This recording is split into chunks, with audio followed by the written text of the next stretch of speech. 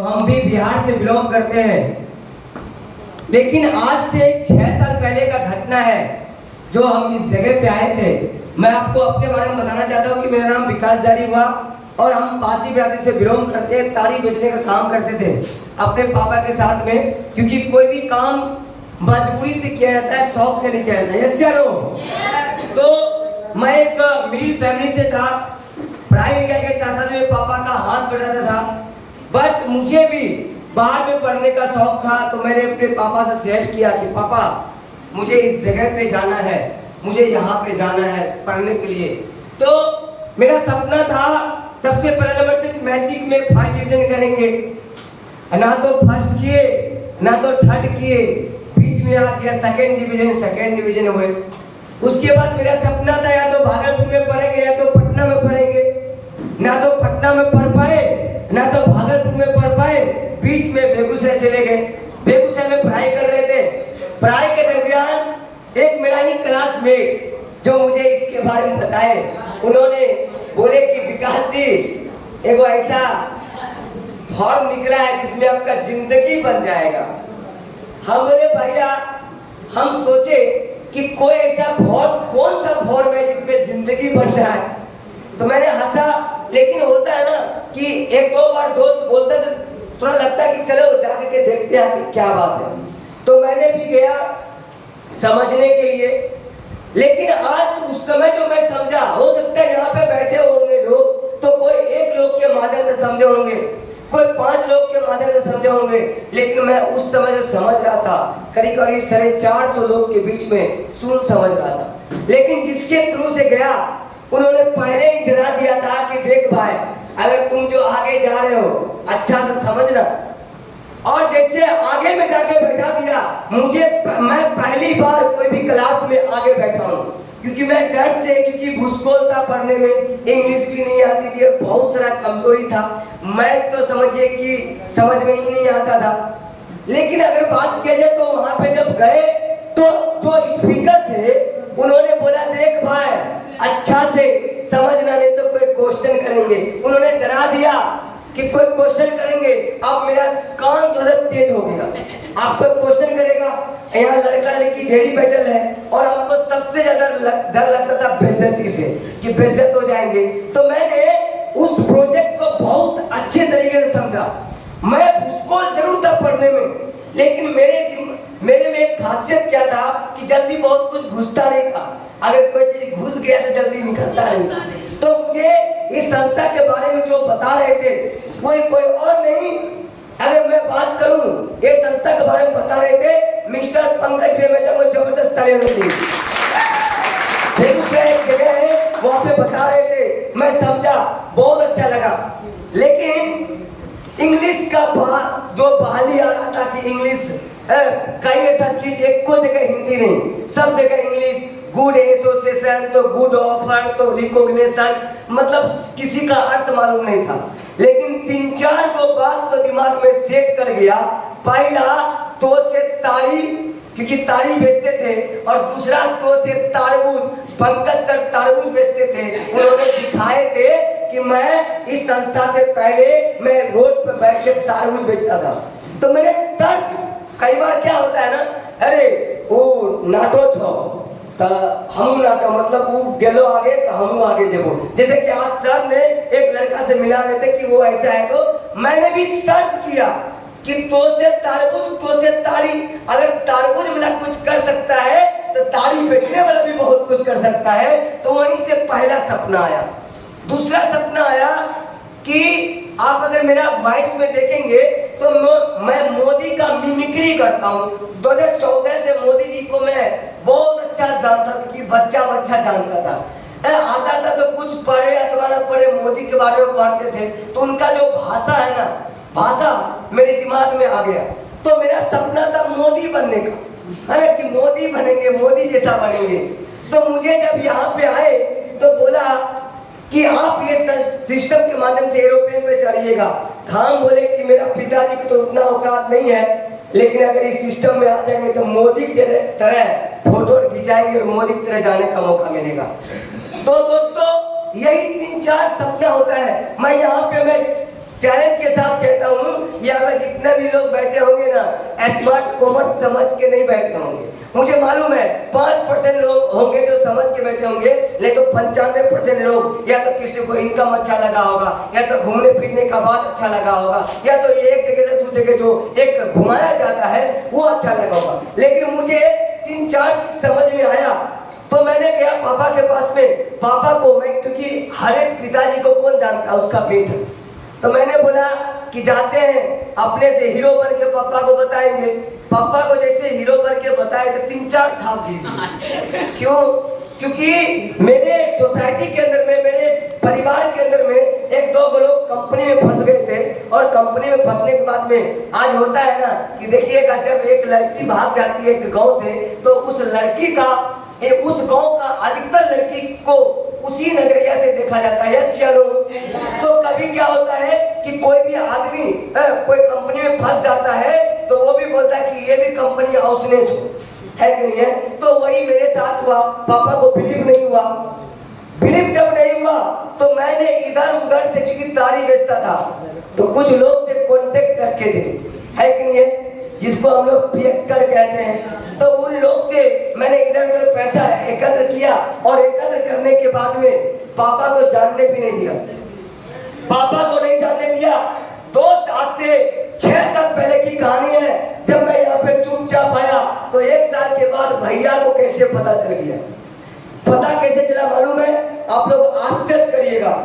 पता चला, सबसे पहला, मैं ऐसा लड़का हूँ कि मेरा जब एडमिशन का पैसा आया, पैसा जब मैंने दिया तो संजोग से जो लेके आ रहा था ट्रेन में, मेरा किताब और सारा चोरी हो गया। और मैं ऐसा लड़का हूँ, स्मार्ट वैल्यू के अंदर में ईमानदारी में बोल रहा हूँ, और सर जानते हैं कि मुझे पैकेज नहीं मिला।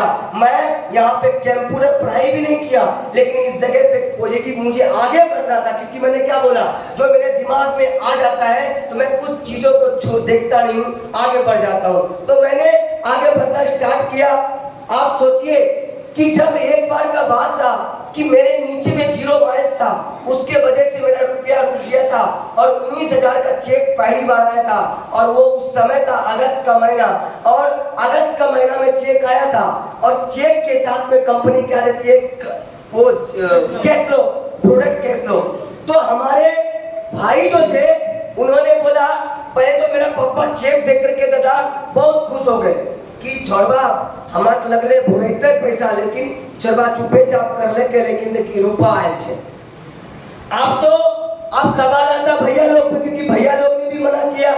और देखिएगा, इंसान का उम्र नेचर होता है, किसी पे सवाल आए उससे पहले वो लोग अपना रास्ता खोल लेता है कि नहीं? तो मेरा भैया ने बोला अब तो मेरा बेइज्जती होगा, तो उन्होंने रास्ता क्या खोजा, जाने चाहो 18,000 का तो चेक आई लूं, लेकिन केना आई लूं तेरा मालूम छो है? देखो अब इधर मेरा पापा पढ़े लिखे नहीं है, तो आया, और मेरे पापा जब आए तो देखो है, देखो लिस्ट, और लिस्ट बहुत लंबा आता है, ऐसे पापा के सामने झाड़ दिए। है देखो शैम्पू तेल ये सब बेचल कौन, तो ओकरे प्रॉफिट आयल चुन, तोर बेटा पढ़े गेल चुन कि वहाँ शैम्पू तेल बेचल गेल चुन। बहुत, यानी कि जो मेरे पापा पॉजिटिव हुए थे, पहली बार उस दिन घर से बिना खाए रो करके निकले थे, क्योंकि मेरा भैया निगेटिव कर दिए। लेकिन मैंने ठाना कि सेकेंड टाइम जब घर जाऊंगा तो अपना कुछ करके जाऊंगा। एक लड़का जो कीपैड का मोबाइल खरीदे, दूसरा यहाँ से 28,000 का मोबाइल खरीदे, उसके बाद तीसरा जो अचीवमेंट हुआ टीवीएस स्पोर्ट का, मैंने बाइक यहीं से परचेज किया, और मैं सीखा नहीं था। मेरे नीचे का मैं उन लोग को भूलता नहीं हूँ, मेरे नीचे का जो मेरे एसोसिएट चैंपियन जो कि भरत जी ऑपरेटर के रूप में बैठे हैं, इन्होंने बाइक लेने के आधा घंटा के बाद, आधा घंटा में मुझे इन्होंने बाइक सिखाया। और मैं भी ऐसा पागल आदमी जो नया नया ड्राइवर बेगूसराय से खगड़िया घर चला गया, नया नया ड्राइवर आधा घंटा ईमानदारी में बोल रहा, स्टेज के माध्यम से पहली बार मैं अपना ही गाड़ी चलाने के लिए सीखा। उसके बाद में यहाँ से और क्या हुआ, जब मैं आगे बढ़ा, आगे बढ़ने के बाद में मेरे जो है घर में वाले बहुत खुश हो गए। आपको भैया को कोई नुकसान नहीं मिला, क्या पैसा आप कैसे निगेटिव करें। तो मेरे पिताजी को अच्छा लगने लगा, मैं उसी तरह से आगे बढ़ने लगा। तो एक बार कोई ऑफर निकला था, तो मैंने दादा को बोला, दादा ये ऑफर जीतने का बहुत मन कर रहा है, लेकिन शायद मैं नहीं जीत पाऊंगा क्योंकि टाइम बहुत कम है। तो दादा ने बोला कि देखो, तुम अगर नहीं जीत पाओगे तो तुम टीम के लिए काम करो, टीम को जिताओ। तो मुझे प्राउड फील होता है कि 2018 में मैं नहीं जीता था, लेकिन अपने नीचे से 3 लोगों को कंपनी का ऑफर जिताया था, खुद से भी मेहनत करके, वो भी मेहनत किए। तो उसी समय मुझे स्टेज पर इतना बड़ा बेइज्जती महसूस हुआ कि उनको मान सम्मान मिल रहा है और मैं उनके लिए ताली बजा रहा हूँ। तो पहली बार, अभी पंकज से बता रहे थे ना, कुछ बातें अंदर की होती है कि नहीं है, जो आपको समझ में नहीं आएगा। तो वो अंदर की बातें थी और मैंने अपने आप में खुद से चैलेंज किया, और चैलेंज करने के बाद में मैं बोला, एक समय ऐसा आएगा जो ओनली वन पंकज सर और वीरेंद्र दादा के पूरे इंटर ग्रुप में एक ही नाम गूंजेगा, वो है चौधरी विकास हजारी। और वो दिन आ गया मेरे दोस्त। वो दिन था 2019 में 23 नवंबर को। बहुत सारे लोग बोला कौन जीतेगा ऑफर थाईलैंड का, सब बोला हम। और उस समय लाज से हम हाथ नहीं उठाए थे। क्यों? क्योंकि मेरा काम थोड़ा सा अच्छा नहीं चल रहा था। तो हम सोचे कि उठा देंगे, सब मेरे पे ही लगा हुआ है, फिर लग जाएगा। तो मैं लाज से नहीं उठाया था, लेकिन अंदर की बात थी। मैंने बोला ना, अंदर की बातें कुछ होती है और अंदर में वो आग था। मैंने यहाँ से दादा का इतना बढ़िया सपोर्ट मिला। दादा ने मेरे दिमाग में एक ही चीज चलाए, उन्होंने बोले थाईलैंड और मान सम्मान, थाईलैंड मान सम्मान, थाईलैंड मान सम्मान। ऐसे गुरुकुल में जाओ, जबरदस्त लेना चाहिए। याद रखिएगा, जिस दिन अगर आपको कुछ करना हो, अगर आपका अपलाइन आपको बोले सिर्फ थाईलैंड और मान सम्मान, तो मेरे दिमाग में घुस गया। जैसे नजदीक आ रहा है, मेरा काम धीमी होता था तो दादा कॉल करते थे और मैं उस समय दादा को डर से भी कॉल नहीं करता था, क्योंकि कभी कभी दादा बहुत धोखते थे तो डरते थे उनसे। तो दादा ने क्या किए, उन्होंने एक दिन ऐसा बात बोल दिए जो मुझे मजबूरी हो गया। उन्होंने बोल दिया, देखो विकास, पूरे बिहार में इस बार ढिलाई चल रहा है, इस बार तुमको अच्छा मौका है मम्मी पापा को मान सम्मान दिलाने का। ये बात मेरे दिल में आके चुप गया। तो ऐसा मेहनत किए, जो लड़का 3 डीडी नहीं भेजता था एक सप्ताह में, वो लड़का 17 से 18 डीडी मैंने मारा। और मारने के बाद में एक सप्ताह में 400 माइल्स घुसाते थे। लेकिन लास्ट एक सप्ताह था और मैं रो रहा था। रोते रोते मैं घर गया तो आज मेरी बहन का बगल में ही शादी हुआ है, यानी कि मेरे जिया जी डॉक्टर हैं, जहाँ पे अभी आप लोग हैं, यहाँ से मात्र 1.5 किलोमीटर में पड़ता है मेरा जिया जी का घर। वही दीदी, उन्होंने पूछी क्या हुआ, हमने कि छोड़ो ना, और मायूस हो गए।